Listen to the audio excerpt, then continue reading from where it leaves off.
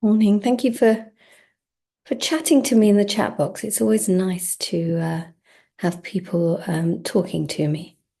Morning again. It's great. Okay, I think I've got all my recordings on. We're all ready to go. So, what are we talking about today? It's all about children. Very important subject when you're going through a divorce.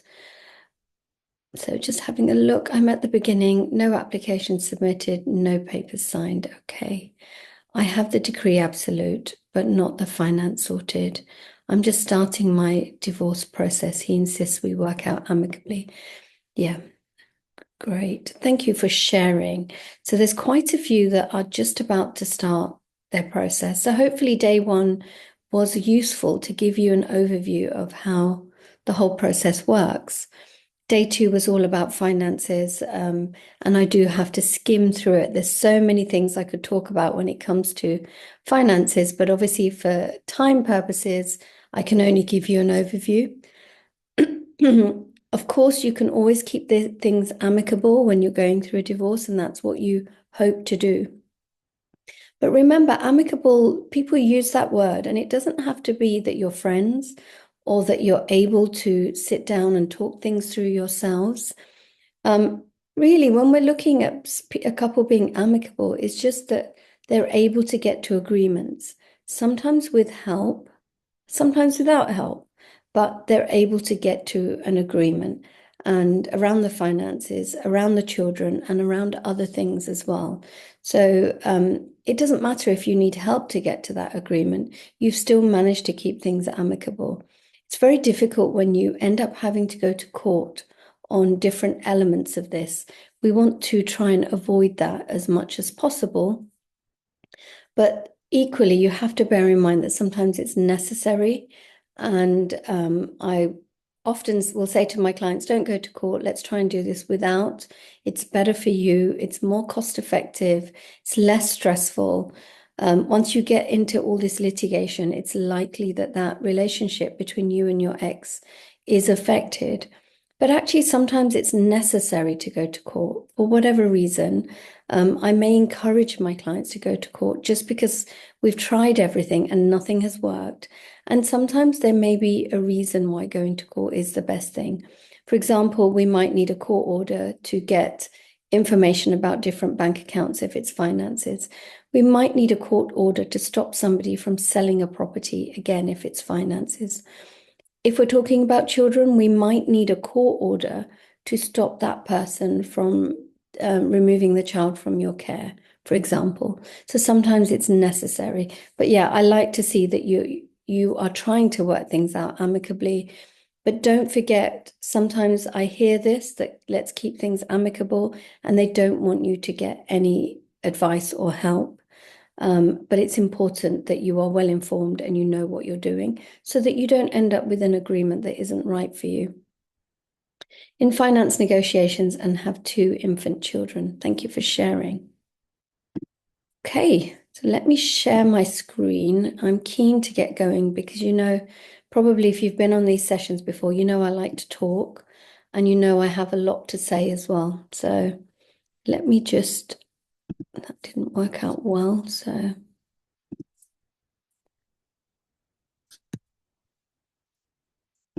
find my slides first, that would be good. I have so many things open. Hopefully you can see that okay now. It's showing me you can, so that's good. Okay, so I think we are ready to go. And I'll keep the chat box open. So feel free to keep chatting to me. If you've got questions, put them in the chat box and I can see they're already coming in, which is great. And I'll come to them at the end. But feel free to interact with me while I'm talking. It's always nice to get you guys chatting to me just so that I don't feel alone. But let's move on to what we're talking about today. So today is all about children, making a plan for them, telling you a little bit about how the law works around children, so you have an understanding, especially for those of you just starting. Some of this information will be really important if you have children. And I've shown you my sort of process before while we've been talking. Day one was stage 3 here. Day 2 was stage 4, and day 3 is stage 5, which is children. So you can see I'm working through some of what I cover when I work with you, because these are all of the different things that you need to consider when you're going through a divorce. Okay, so what do we need to talk about today? So the first thing is, what you need to do is get a plan for your children. And obviously that's what today is called. It's all about getting a plan. And I'm going to cover sort of what parental responsibility means, how you can agree a plan, do you need a court order, and what do you need to take into account when you are thinking about this plan, what your arrangements are going to be, because it's quite an emotional topic. And, some of you will understand this if you've already started having these discussions, or even if you're at the beginning, you'll understand that the thought of sharing time with your children is going to be quite emotionally difficult. If you were here on day one, I shared a bit about my story. I've been through a divorce. It's been over 13 years since I made the decision and let my ex-husband know. The children were really young at the time. So they were 9, 5, 6, and 1. And I'd been the main carer. I actually gave up my career for a bit because having 3 children was a lot harder and a lot more expensive with nursery fees. So I did give up my career for a little bit to look after the family. And so I was there with the children all the time. And my youngest was being breastfed as well. So that was an extra attachment. And the thought of sharing time, the children going off regularly, really filled me with dread. I couldn't imagine that happening. When he lived separately from me, he used to come over and see the children at home to start with, and then slowly he got his own place and they would go with him. He would pick them up. And honestly, it was just heartbreaking seeing my little ones go off and I wasn't with them because they were never apart from me. I found that really hard. And you guys might find that really hard too, especially if you're looking at, every other weekend, you're looking at a 50-50 arrangement. The thought of that is really tough. So that's why we're talking about this today, and you will find there's emotions that come up around it just because, it's a tough thing to do. So let's talk about parental responsibility, which is the first thing here. And do let me know if you have got anything coming up for you when I'm talking about this. Like, are you scared of the children going? Does that upset you at the thought of it? It was such a big thing for me. I also kept thinking, will anybody be able to bring up or look after my children like I do? Will they have fun? Will they be well fed? Will they sit in front of the TV? There were so many things that I thought about as well that you're probably thinking about as well. But just so you know, both of you are likely to have parental responsibility if you are married to the father of your children. This parental responsibility gives you rights and responsibilities towards your children, towards your child's upbringing. It gives you the right to make important decisions about your child's life, such as where they go to school, any medical treatment, where they live, their religion, etc. And both of you have to make these day-to-day decisions and important decisions when you live together, when you're married. When you look at separating and divorcing, then what happens? Well, both parents continue to have parental responsibility generally, unless a court order specifically removes it, which is very, very rare that they would remove parental responsibility. But usually, even when you're separating, divorcing, living separately, you both still have the same rights and responsibilities. But what does it mean practically? So both parents should be involved in key decisions such about the child's life. So if you're thinking of moving to a different area and your ex-husband or wife doesn't want you to move to that area, then you should both be involved in that decision. And the other person can withdraw consent for you to move. Things like education. So if you're thinking of a certain school for your child, then both parents have to agree with that school. With day-to-day decisions, it's slightly different because, say, for example, I've been the main carer of my children. They have had contact every other weekend. I can't be speaking to my ex-husband whenever I'm making a day-to-day decision about whether they can go to a concert when they're a bit older, whether they can go to an after-school club, bedtime, what they eat, any other daily activities. I just couldn't keep informing him and getting his consent. So I made the day-to-day decisions. Any big decisions were made by us together. So hopefully that makes sense. What do I need to agree? So have I missed a, no, I haven't missed a slide. I wondered. If you can, it's always best to agree what will happen with the children. So you're at that place, and I know some of you are, you're just about to start. If that's the case, then what will happen is you will hope to reach an agreement with your husband or wife as to what's the day-to-day plan for the children. Just so you know, the courts won't get involved in your plans for the children. When you fill in your application form for the divorce, the court will not ask you, what's your plans? They will ask you if you've got children, but they don't ask you what your plan is. They don't want to know what your plan is. And I know that sounds really surprising. And they used to ask, we used to fill in this great big long questionnaire, quite a thick questionnaire about everything to do with the children. And now the court don't want to know anything. They assume that as parents, you will come to an agreement, and you will come to that agreement that is best for your children. And so you're left to your own devices. So in a way, that's a good thing, that you don't need to worry. You just reach that agreement. No one would meddle with that agreement as long as it's best for your children and the two of you agree it. So where you can, reach an agreement around the children. And reaching an agreement doesn't have to be that you two sit down together and do it. You can get help with getting to an agreement. It's just that you don't need the court to be involved.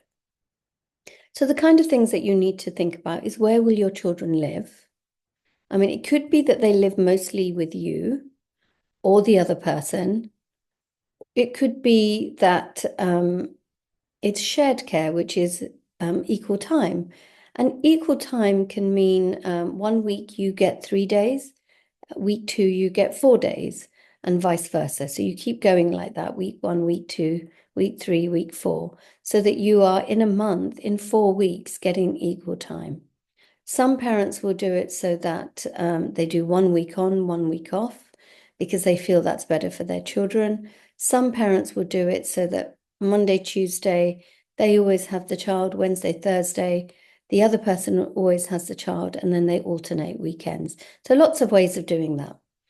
So you need to think about how much time they spend with each parent. Don't forget to consider the exact handover and collection time. So is it 5 o'clock? Is it 6 p.m.? Is it pick up from school? Exactly what is it? Is it different during term time? Is it different during school holidays? And having this sort of exact time will stop arguments, because it would be, if the person picks up at 8 p.m., is that too late? Was that what was agreed? Who knows? So always better to sort of have a time, 5 p.m. on a Wednesday. If they're running a bit late, they can let you know, but it's always good to have that set time. Think about what happens if you want to go away. So if you are going abroad, for example, what will happen? Do you want 2 weeks' notice of the holiday? Would you prefer 3 months notice of the holiday? Do you need itinerary, flight details? Do you need to know who's going? Is there people that shouldn't be going that you wouldn't feel happy with? You need to get the other person's consent as well. So they have to agree for you to take your child abroad. But once you've agreed all of this, so assuming you agree all these different things, and there's lots more you can put in the agreement, but once you've agreed all of this, you don't need to do anything official.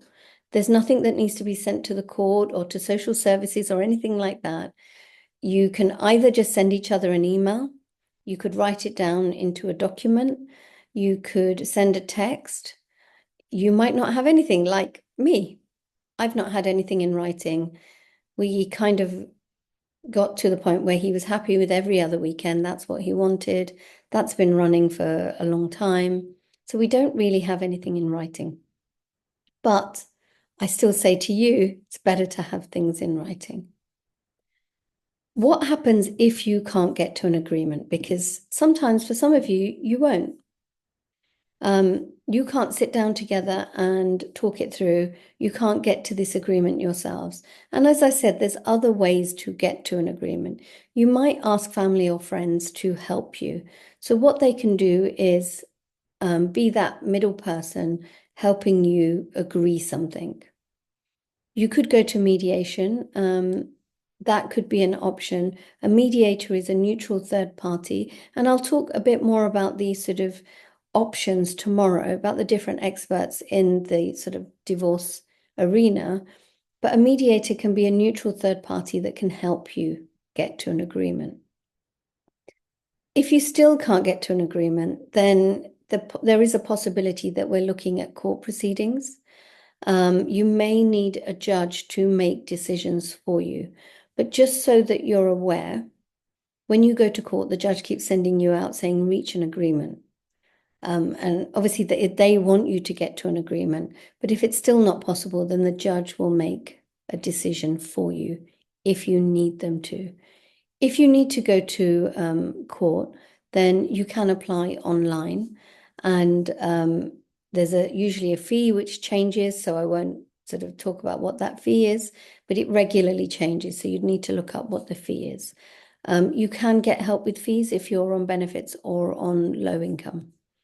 So just something to bear in mind. Okay. If you do go to court, what can you get? What kind of court orders are you looking at? So usually what we're looking at is a child arrangements order. That's what it's called. And this decides, it may be various different things that you're not agreed on. So it could be where your child lives. Does your child have a main base and then the other person has contact? You might want that to happen. So you're the main carer, the other person has contact, and your spouse, your ex-spouse may want shared care. So you just cannot get to an agreement on this. You've tried everything. You're going to court now for a child arrangements order to for a decision to be made as to when your child spends time with each parent and how as well. It might be supervised contact if you've got safeguarding concerns. It might be indirect contact. Again, if you've got safeguarding concerns and you don't want any contact to happen, you can have indirect contact, which is telephone calls, FaceTime, video, letters, presents. There may be an order that there be no contact at all, because even letters and presents and FaceTime is not suitable. That depends on the severity of the safeguarding, though. So child arrangements order would cover all of that. We don't use the terms custody or residence so much now. It's more child arrangements, shared care, those type of words. So with a child arrangements order, you would get a lives with order instead of a residence or custody now. That specifies where the child lives and with whom. And is that shared care or is that a lives with order with the other person having contact? If you've got a lives with order, then you can make day-to-day decisions about your child's life without the interference of the other person. Major decisions are still made jointly. If you want to live, say you live in London and you want to move to Scotland, you will need to get your ex's permission or a court order to say that you can do that. If you've got a lives with order, you can go abroad for up to 28 days without needing the other person's consent. But other orders that you can get, we've got a prohibited steps order. This stops, and it's the name probably gives it away. It stops the other person from doing something.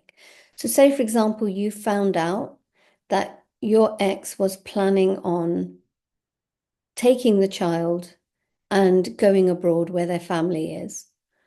And you're worried that this will happen, you won't be aware of it. Or even if you are aware of it, they will refuse to stop this happening. You would go to court, you'd get a prohibited steps order, which says that parent cannot do something very specific, like moving the child to a different country, removing the child from your care, for example. It can be things like stopping them from taking medical intervention on something. So anything where you're stopping the parent from doing something. Specific issue order is where you're applying to the court for the court to give you an order about a specific question. For example, what school they go to. You may not be in agreement as to the school that your child will attend, and you can ask the court to make an order, and they would assess everything and then make a decision on the best school for your child to go, and you would have to then comply with it. So specific issue can be about, I want to take my child abroad and the other parent won't give me consent, and I want consent to take the child abroad, for example. So these are the different orders you can get from the court. Excuse me. Okay, so what do we need to take into account? I've told you lots of things already, but how do we decide who has care, who makes decisions, how it all works? So we're given this thing called the welfare checklist in legislation, the Children Act. And when you make decisions about this plan for your children, you have to take into account this welfare checklist. So when I'm looking at someone's plan, this is what I would be considering. If the court is making a decision, this is what they would be considering. So it's important for you to be aware of it. And the first thing is always the child's welfare is priority. All arrangements should encourage stability for the child, to try and keep things the same as much as possible, to consider, is this in the child's best interests? Is there a safeguarding concern? It's not in the child's interest to maybe have contact, for example. So you have to take the child's best interest as priority when we're looking at arrangements for the children, but actually also with finances. I think I mentioned this yesterday, that the first factor is the child's best interest. When you are thinking about what to do with any property, money, pensions, anything, you have to think about the child first. But there are other factors as well, even though the child's welfare is the first factor and the overriding factor, we do look at other things as well. So the child's wishes and feelings. The court, if you went to court, the court would consider the child's wishes if they're old enough to express them. But it's not the only deciding factor. So a child might say, I want to go and live with this parent.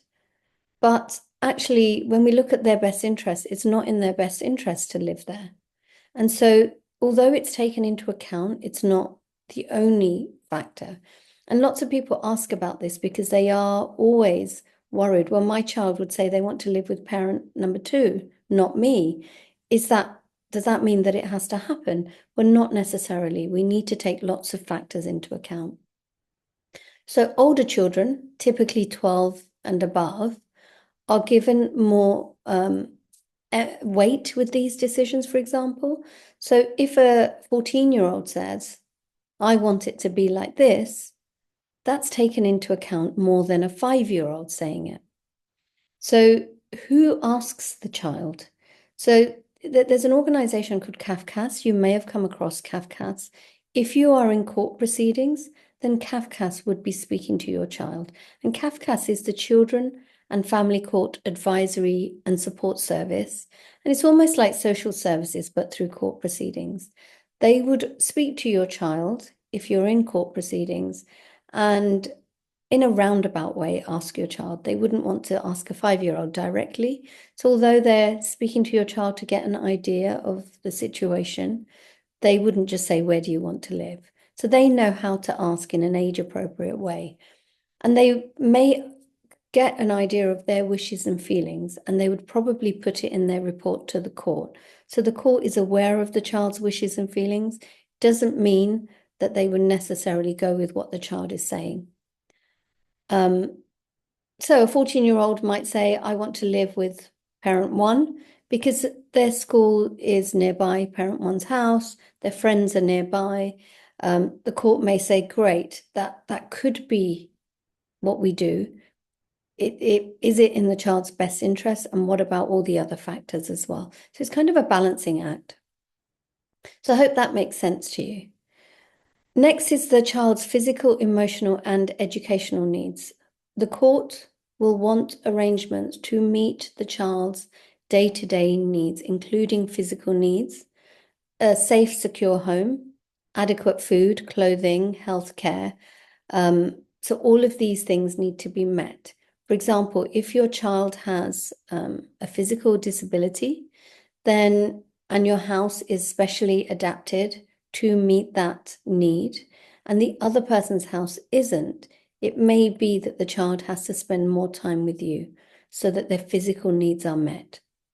Again, if you have been the main carer and you are trained to look after that child's physical needs because they have a specific need, then it may be that you are the best person to do most of the care. If the other person, for example, works shifts, maybe isn't trained or isn't able to look after the child in the way that you are to meet their physical needs. Then we've got emotional needs.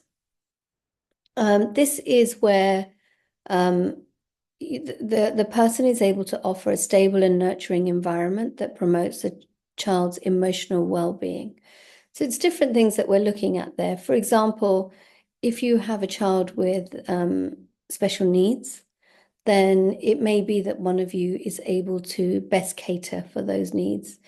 If both of you are both able to cater for those needs, then there may be that's taken into account as well. So who can meet the child's emotional needs, especially if they have, say, a mental health difficulty, if they've got other needs that where they need their emotional health looked after. You have to see who is best to help the child with that. Then we've got educational needs, ensuring the child's education is supported, who lives closest to the child's school, who is able to be at home to pick up the child, to help them with their homework. Is it so that one person is at work from 8 to 6 and cannot do day-to-day needs around dropping off to school, picking up homework, extracurricular activities? So all of that needs to, you need to think about all of that. Change in circumstances. So what is the likely effect on the child of any change in circumstances, such as moving homes or moving schools? Courts do prefer stability for the children. So if you can, it's always better that the child continues to remain in the family home. And that's also taken into account with finances. But when we're thinking about where the child might spend time, the court would prefer for the child to have access to their former family home, because when you change living arrangements, it's quite disruptive for a child. But if a child could still have some semblance of staying in the family home, then that can help. Some children need, say, for example, if they're autistic, they may struggle with change. And so you may have to do change very slowly so that they don't suffer. And so then your plan would have to be based on that the changes are made slowly so that the child can feel comfortable and maybe direct you as to how they're feeling, and then you make the next step. Sometimes sudden or dramatic changes in the environment, like moving quickly to a new home, suddenly changing schools, can be difficult for a child. And so the courts would again generally like to avoid this where they can. Obviously, it's not always possible, but where possible, we try and do that. I hope that makes sense. I'm sorry, I am going through quite quickly because I've got a certain amount of information that I want to give you as a baseline. So just looking at this, we have, it looks like oh yeah, harm suffered or risk of harm. So we do need to consider this because, as I said, safeguarding is going to be a really important element. We have to consider, is there any issue here around safeguarding? Do you believe that if they spend time with the other person, that they will suffer harm? Is there, and that should be, or risk of hardship, I think that's missed out there. Is there any evidence to show that there is any risks to the child by either parent? There may be that possibility that there is a risk. And if there is, we may need to limit contact. It may need to be supervised. It may need to be indirect contact or no contact at all. So we need to consider what do we need to think about here? So harm could be domestic abuse directly against the child. It might be domestic abuse to one parent. So they may have seen that parent suffer from domestic abuse. And recently, the courts now do accept that where one parent has suffered domestic abuse and the child has witnessed it, that they're also a victim of domestic abuse. So that needs to be taken into account. The child may suffer neglect if they spend time with one of the parents. There may be substance abuse in the family, so we need to take that into account. So if there is any evidence that a parent has harmed a child or is likely to put the child at risk, the court may limit contact or may want it supervised. So when you are coming with these arrangements, you also need to consider these factors. So although I will say the court will consider, you also need to consider them. So capability of each parent. Sometimes it may be that one parent is capable of meeting needs, such as physical disability needs. It may be that both parents are capable, but one parent works long hours. The other parent has already been trained, has possibly given up their career, might be at home full time and able to be capable of caring for that child. So think about that. Do you have a situation where one person is more capable? Some people would say, well, the other person can't make any food. So does that make them incapable? Well, it doesn't really, because they could learn to cook for their child. They could learn to do spellings and homework with their child. So it may be that you've got different parenting styles, and that's slightly different to capability. You have to look at something a bit further than can they cook, or have they ever taken the child to school?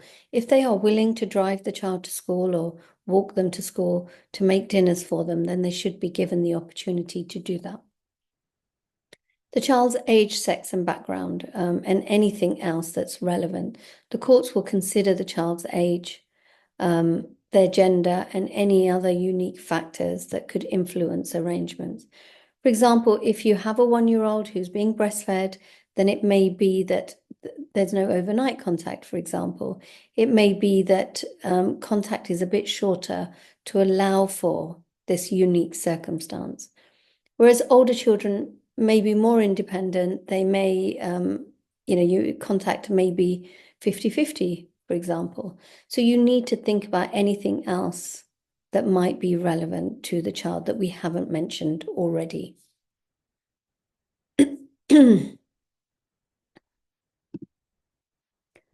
So that's everything I was going to cover. And I think I may have gone slightly over, but let's have a look at day 3 tasks. And before I do that, I'm just going to do like a mini conclusion to where we are with child arrangements. So the key focus for all of you is what is in the child's best interests. And these factors that I've mentioned today, these factors are what the court or any advisor would take into account, especially the child's well-being and stability, and use those factors as almost like a framework for assessing your situation, because everyone's situations are really different. Everyone's got unique circumstances. So although I can give you general information, when it comes to actually working with you, we would need to assess your situation. What are all of these factors? How do they work? What is best for your child? How does it work with the other parent? Use it as a framework, but not all factors carry the same amount of weight. It depends on your circumstances, and we have to balance them depending on your situation. So it gives you some guidance on how to look at these things and how to make decisions that are in the best interests of your children. So coming up to day 3 tasks, something for you to think about. What arrangements are in your child's best interest? And I know that this is quite an emotional topic. And so lots of people would say, well, it's best for my children to remain with me and see the child, the other parent, just on Saturdays. Is that your emotions because you're scared? Is that because you worry about you being lonely when the children are away from you? So it's really working out what is in the child's best interest. If you weren't emotionally attached, what would really be in your child's best interest? Taking away your fears for yourself. If you have fears for your child because they may not be safe, that's very different. So what would be in your children's best interest? Write down a plan, even if it is on just an A4 sheet, of what would work for you. What type of arrangement? Would it be shared care? Would it be you're the main carer or the other person's the main carer? And then there's contact arrangements. Is it that there shouldn't be any contact? What plan do you think? Think about handover, collection, term time, school holidays, all of these things, so that you've got a plan that could work for you. So that's just a little bit of something that you can do.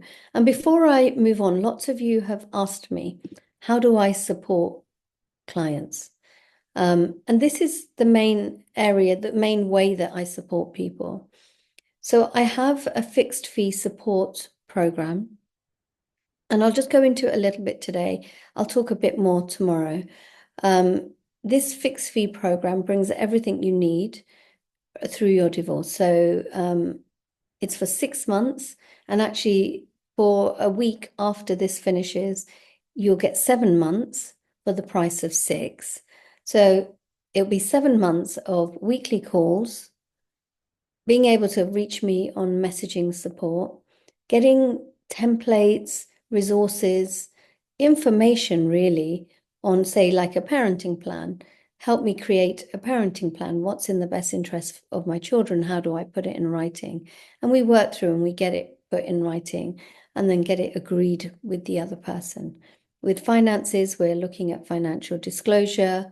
We're looking at protecting assets, negotiating, reaching an agreement, documenting that agreement, and going to court if, for whatever reason, you can't reach agreements on the children or finances. So lots of things that we cover. For a week, it will be at £2,250. So that's £250 off the regular price, and you get a month free as well. So you can see that actually it's quite a good fixed fee, because usually the average cost of getting help with your divorce can be around £18,000 per person. I also send you a copy of my free book, my book called The Divorce Planner, and it is taking key actions step by step so that you can get to those agreements that you really need to get to. It comes with downloadable resources, so you're filling in things and you're writing things down, because I want you to take action. It's everything I ask you to do is literally to move things forward. So that's everything I wanted to share. Reach out to me if you would like to know more about the fixed fee program. I keep it fixed so you're not worried about costs spiraling out of control. You know that you will get support with everything you need. So if that is something that you would like to find out more about, then do let me know. For the next week, I'll only be taking a certain number of people because I limit that just because I can only look after a certain number and I want to look after you in the best way possible. So I do limit the numbers that come into that. So if that's something you're interested in, reach out. We can possibly have a call about it and see if it's the right thing for you. Thank you, Nelma, for putting the email address there before I've even asked you. Okay, so let's have a look at your questions. I know we've got a few minutes to just go through these questions. So a question for later on. I have a question about children that are turning 18 soon, but in full-time education for the next 4 to 5 years. They live with me. I am fully supported by my partner. What is fair to ask for, agree on to ensure they have what they need, or does support stop for them as soon as they are 18?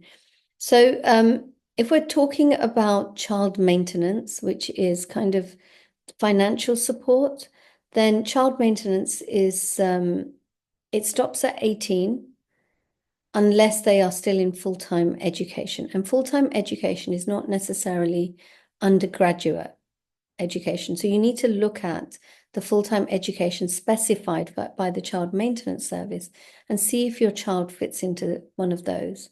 So it may be that they're at college doing a vocational qualification, that might fall into full-time education. But usually if they're doing a degree, then that isn't covered. So you just need to check. If they're in full-time education that is covered, then it can be until the age of 20 that you can apply for child maintenance. And the other parent, if they're the non-resident parent, would need to make that payment to you. If say, for example, they are at university and child maintenance doesn't cover it, then you would need to think about how to agree on maintenance for the child. So what most people do at that situation is both parents support the child, but they make the payment directly to the child.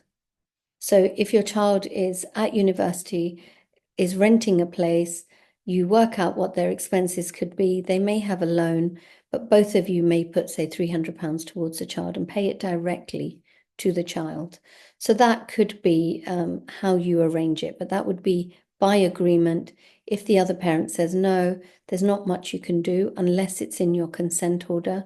But usually, in your consent order, which is a financial document, you would put that both parents will contribute to the child's maintenance when they're at university to a reasonable amount, for example. It wouldn't be specified.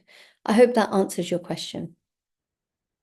I would be interested in the relevance of what you say for older children too, ages 16, 17, 18. Thank you. You're an inspiration. Thank you. I really appreciate that. So the court involvement with children ends at 16. So after 16, the other person can't take you to court to enforce contact, to enforce where the child lives. So say, for example, at 17, your child is saying they don't want to have contact with the other parent. The other parent can't force that child to go because there's no way of enforcing it. They can't take you to court.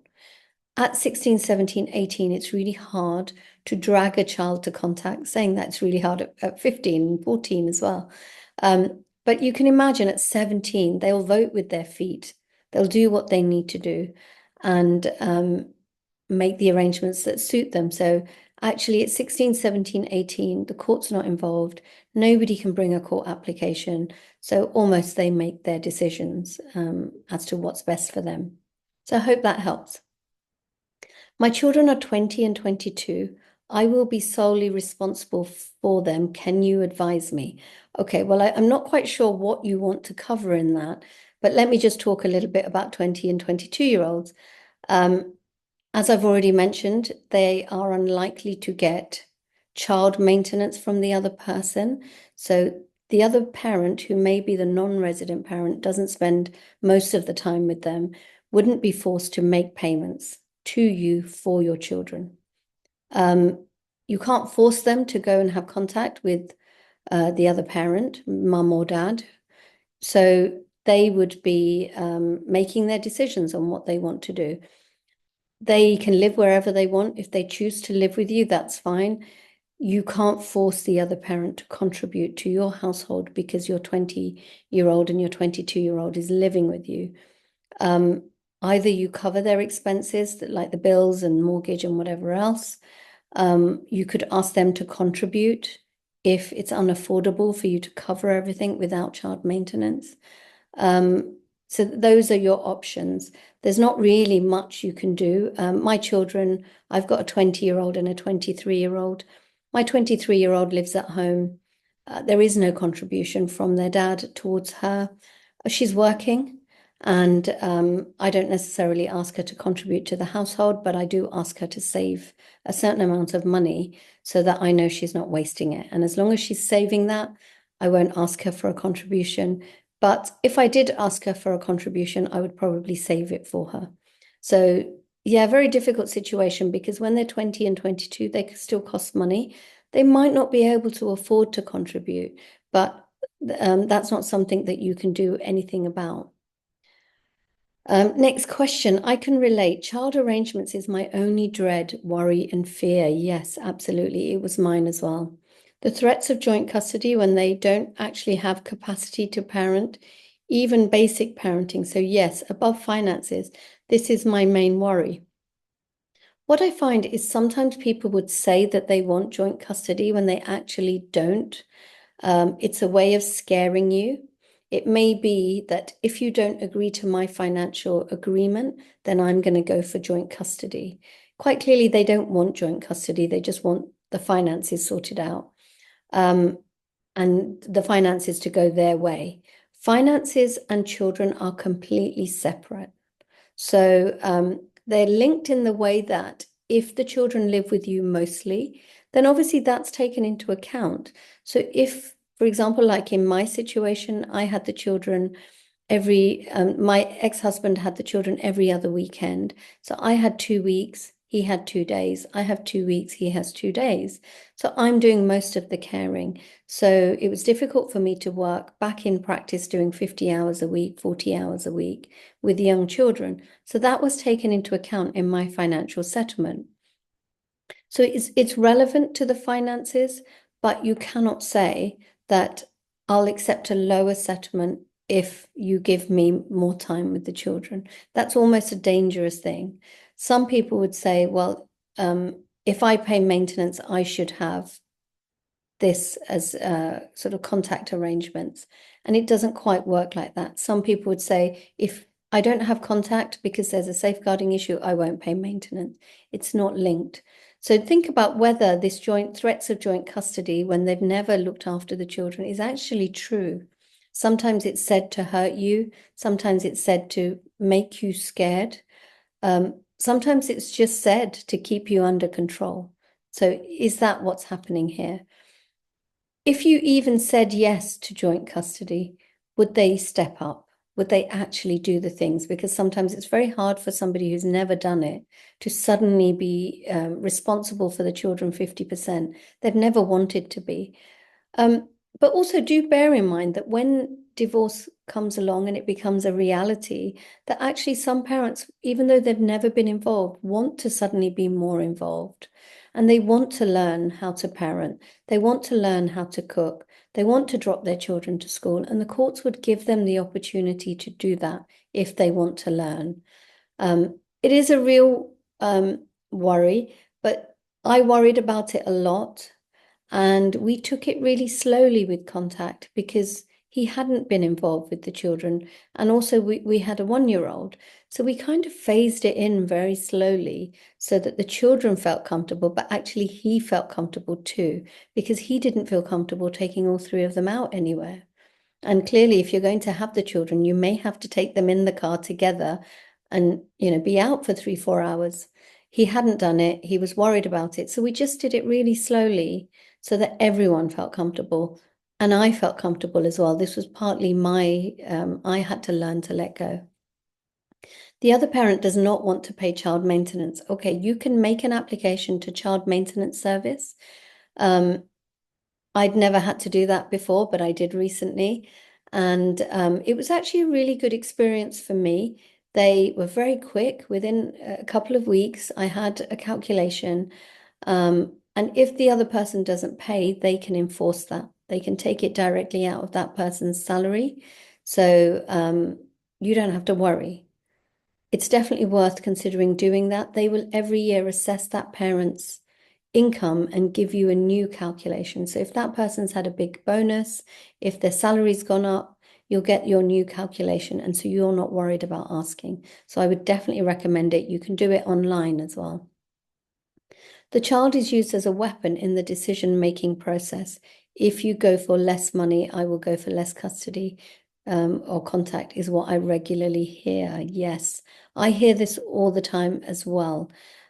Be careful about this, because what happens is if you go for less money and your consent order is sealed by the court, then you can't change your mind. And sometimes what happens is that the other parent will change their mind on contact arrangements. So they may go for every other weekend and you've accepted a lower settlement. And then they change their mind once the settlement has been finalized and say, actually, I want joint custody. There's nothing you can do about it. I've also heard people say, I'll give the other person more as long as they let me see the child. And you hand over more, and then the person stops you anyway, because they're not linked like that. At the gathering information stage, but it's taken me about 2 years to get to this point. Wow, that's a long time. I had to go to court because ex-husband would not agree on anything. I had only one daughter. It was very stressful. My daughter was 13. Yes. That's really hard, isn't it, going to court? But sometimes necessary. And the quicker sometimes you do it, the better. If there has been abuse from wider family and you would not want grandparents involved in daily care, visits with supervision are okay, but is there a way to stipulate there remain supervised visits with grandparents, as that is currently in place? Yes, you can have any visits with grandparents can be supervised, and contact with the other parent can be unsupervised as long as the grandparents aren't involved. You can have that put in writing. And if that person refuses to accept it, so they still take the child to see their grandparents unsupervised, then you could stop contact. It might be that you're happy with the other parent supervising contact, so the grandparents are never left alone. And this might depend slightly on trust. If your children are like 2 and 3, they may tell you that they saw the grandparents and that dad was there. They may not say anything. So some of it is on trust, but you need to be careful depending on the safeguarding issues that there are. My daughter chose her dad and Kafkas were involved. Okay. Sometimes children will choose the other parent. It may be that they feel more comfortable. It may be that that parent has been alienating them, manipulating them. It may be that they've been giving them lots of gifts and saying, if you choose me, then you can play your PlayStation all evening. There'll be no limits. Sometimes children will know which parent is the stricter parent and want to go and live with the other one. So that's why we can only take their word to a certain point. My ex-husband moved in with his parents in Birmingham. She had to change home and school. Okay, that's massive. The father is not emotionally mature and is not the best role model. The child has witnessed domestic abuse. Shall I go to court? Well, I wouldn't say go to court straight away. It depends again what you mean by emotionally mature and being the best role model. It depends what the father is doing. Sometimes a great role model, somebody might say, well, they watch TV for 5 hours a day. 5 hours in the evening, so they're not the best role model. Again, that can be so subjective. So we'd need to know what that means, what you mean by emotionally mature. If the child has witnessed domestic abuse, what level has that been as well? They can be a victim of domestic abuse if they've witnessed something, but I wouldn't want to say to you, go to court, because I don't know enough. The first thing may be that you put some conditions in place. The second thing, if they don't keep to those conditions, you might stop contact. And thirdly, if you stop contact, they may take you to court. So the decision is almost out of your hands. I hope that helps. It's a really difficult one to give you a general answer to. So I'll just answer a couple more questions and then we'll wrap it up. I haven't worked, I stay at home. However, he also works from home, but until recently did not do anything. Now that we're approaching divorce, not yet started, he has started doing things, drop-off pickups, emails to school. He does this while excluding me. I feel like he's trying to, prove me superfluous. How would this affect the court's decision about custody? Okay. It doesn't necessarily make a difference because even if he didn't do drop-offs and pickups, the court may give him an opportunity to do that. Because as long as he says he's able to, as long as he says that his employer will allow him to, then the courts would allow it, even if he'd never done it before. So I don't think that's necessarily going to affect the court's decision about custody. It may be that you have shared custody because both of you could look after the children. The fact that you don't work and he does may have some element of impact on the decision, the court's decision, if you were in court, but it doesn't necessarily have every impact. Because as long as he says, I can do it, my employer will allow me to do it, the courts may still give joint custody because he's able to get involved and he may say, well, that give you an opportunity to get back to work, to live your own life as well. So it depends on your situation. It depends on how it has been. But the fact that he's now getting involved won't necessarily make a difference. And you said, sorry, I was held up this morning, missed the beginning. So can we have the recordings? Yes, that will all be sent out. I'm not sure if yesterday's recording was sent out last night, because I actually gave it to Nelmar a little bit too late. But yeah, Nelmar, could you just confirm whether the last 2 days' recordings have been sent out yet? I'm not sure. I didn't see an email either. Okay, does your divorce support involve one-to-one calls? So it does. We have group calls and one-to-one calls. Depending on your situation, sometimes we definitely have one to start with because I need to help you make a plan. We can have 2 one-to-one calls through the 6 months to help you reach proposals for your finances. That takes a bit of time. And the remainder could be group. But in the group, it's not like this where I'm giving you a training or explaining the law about something. It is actually answering your questions. So I literally am answering what you need. So we'd be talking about, did you do the actions that I gave you last week? How did you get on? What did the other person say? If you got a letter, let's have a look at the letter. Obviously, I don't share it in a group. I look over it and then I'll tell you what you need to do next, so that you always get the answers that you need. Okay. Thank you so much for today and all the information you have given and continue to give. I cannot tell you how grateful I am for this space. You give us so much of your time and knowledge. If we ever meet, I'm afraid I might hug you and struggle to let you go. Seriously, though, utterly thankful. Thank you so much for that message. I really appreciate it. And I'd love to know your thoughts. Thank you for sharing that, the person on the direct message. I'd love to know your thoughts of today. I do try and cram in as much as I can in the hour. I mean, it's meant to be 45 minutes, but I never manage to keep to that because I want to go through some of your questions. I've got a question here. Do you do one-off private sessions? Yes, I do. I don't always have availability for this.